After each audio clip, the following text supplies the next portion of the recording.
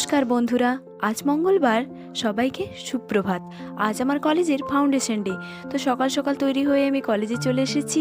তারপর সারাদিন কী করলাম তোমাদের সাথে সেগুলোই সব তুলে ধরার চেষ্টা করলাম। তো আমাদের কলেজে ফাউন্ডেশন ডের অনুষ্ঠানটা সূচনা হয়েছিল সাঁওতালি নৃত্যের মধ্য দিয়ে। সাঁওতালি নৃত্য দেখলেই কেমন মনটা নেচে ওঠে, তাই না? কিন্তু কী আর করা যাবে, আমাদেরকে এতে সামিল হতে দিয়েছিল ঠিকই, কিন্তু সেটা শেষে। তো এই সাঁওতালি নৃত্য ঘিরে ধরেছিল সমস্ত ছাত্রছাত্রীরা, কারণ এটা দেখলেই প্রত্যেকের নেচে উঠতে ইচ্ছা করে, তাই না? আপনাদের কার কার এরম সাঁওতালি নৃত্য ভালো লাগে অবশ্যই আমাকে জানাবেন। তো এই সমস্ত পর্ব শেষ হওয়ার পর আমাদের কলেজের যেহেতু আজকে বার্থডে ছিল, তাই কলেজের জন্য চলে এসেছিলো একটা বড় কেক। আর আমাদের কলেজের যারা অথরিটি ছিল, মানে কলেজের যারা প্রিন্সিপাল ছিলেন, সম্পাদক ছিলেন, সমস্ত পরিবার সহ তারা স্টেজে চলে এসেছিল এবং এই কেকটা কাটা হয়েছিল। তাদের সাথে ছিল এক ক্ষুদে সদস্য, যিনি ছিল ভারী মজার। সেই ক্ষুদে সদস্য এসেই সর্বপ্রথম কেকটাকে ওপেনিং করেছিল। আমরা তো দেখে বড্ড হাসাহাসি শুরু করে দিয়েছিলাম। তারপর এই কেক কাটা হলো এবং এই কেক কাটার পর আমাদের কলেজের প্রধান সেই কেক সমস্ত ছাত্রছাত্রীদের নিজে হাতে খাইয়ে দিয়েছিল। তোমাদের যদি কলেজের ছাত্রছাত্রীরা সবাই অনুষ্ঠানে সামিল হয়েছিল, নাচ গান বিভিন্ন অনুষ্ঠানের মধ্য দিয়ে আজকের দিনটি আমার খুব ভালো কেটেছে। তোমরাও আমার সাথে সাথে ব্লগের মাধ্যমে আজকের দিনটি উপভোগ করো। তারপর আজকে ছিল আমাদের কলেজের তরফ থেকে আমাদের জন্য খাওয়ানোর ব্যবস্থা, সেটাও আমি তোমাদের সাথে ব্লগের মাধ্যমেই তুলে ধরবো। তো এখন সমস্ত সদস্য মিলে কেকটাকে কাটা হচ্ছে, তারপর কিন্তু আমরা পাবো। তোমরাও এরকম কেক কাটার সময় কে কে অপেক্ষা করে থাকো আমাকে কিন্তু জানাতে ভুলবে না। কেক দেখলেই কেমন লোভ লেগে যায় না? আমার তো লাগে, তোমাদের লাগে কি না অবশ্যই জানিও। আমাদের এই কলেজের আদর্শ সম্পূর্ণই আলাদা। এর মাধ্যমে আমি কোনো কলেজকেই ছোট করছি না, সব কলেজই আমার কাছে সমান। তবে এটা ছিল আমার মাস্টার ডিগ্রির ফার্স্ট সেমে এসে আমি প্রথমবার কলেজ উপভোগ করছি। চলো গানটা শুনে নেওয়া যাক।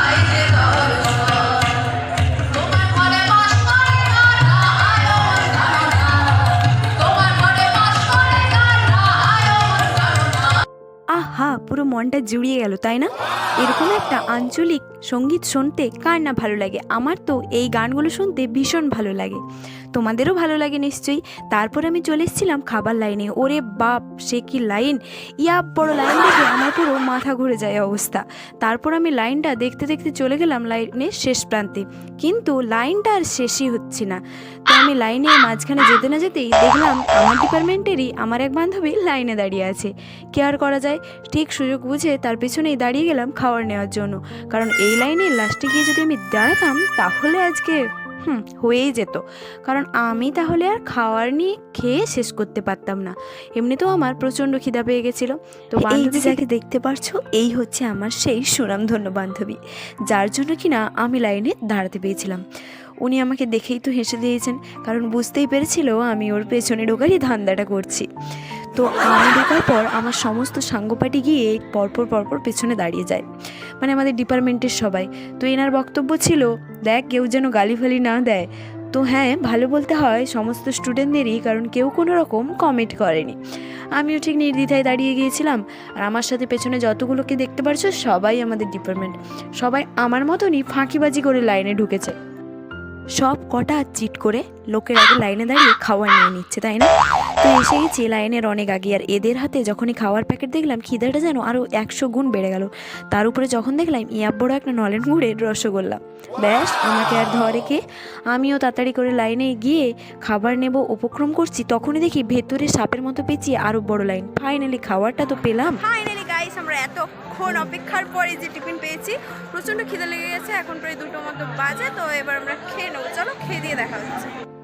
কি আর বলবো, দুঃখের কথা, এত সুন্দর একটা রেস্টুরেন্ট থাকতে এখানে পুলের পাশে এসে বসতে হলো। যাই হোক, আমাদের দিয়েছিল জিরু রাইস, চিকেন কষা, এঁচোড় আর বড় রসগোল্লা। সব খেয়ে চলে এলাম অনুষ্ঠান দেখার জন্য। অনুষ্ঠানগুলো হচ্ছিল খুব সুন্দর, আর এই অনুষ্ঠানের শেষে আমাদের ডিজে এসেছিল। তাই সমস্ত স্টুডেন্টই অপেক্ষা করেছিল ডিজে পার্টির জন্য। যাই হোক, ফাইনালি ডিজে পার্টি স্টার্ট। কিন্তু এই ডিজে পার্টি টাইমে আমি ওখানে উপস্থিত থাকতে পারিনি, কারণ যেহেতু ওটা ছিল একটু সন্ধ্যা করে, তাই আমাকে বাড়ি চলে আসতে হয়েছিল, কারণ ওখান থেকে আমার বাড়ির লোকেশন অনেক দূর। এই ক্লিপটা আমি আমার বন্ধুর থেকে নিয়েছি। বাইরে থেকে এসেছিল ডিজে বাজানোর জন্য একটা মহিলা। তো খুব সুন্দর একটা মনোরম পরিবেশ, যেটা আমি দেখতে পেলাম না, এটা আমার ব্যাড লাক। তো নেক্সট টাইম দেখবো এই আশায় থাকলাম। তোমরাও আমার সাথে নেক্সট টাইম থেকো কিন্তু। তো চলো এবার বাড়ি চলে যাওয়া যাক। ঠিক এই সময় আমি বাড়ি চলে এসেছিলাম, কি আর করবো, বাড়িটা যেহেতু দূর, তাই এখন আমরা বাড়ি চলে যাব। কেমন লাগলো বিন্দাসময়ের ব্লগ তোমরা অবশ্যই জানিও। সুস্থ থেকো, ভালো থেকো, বাবা।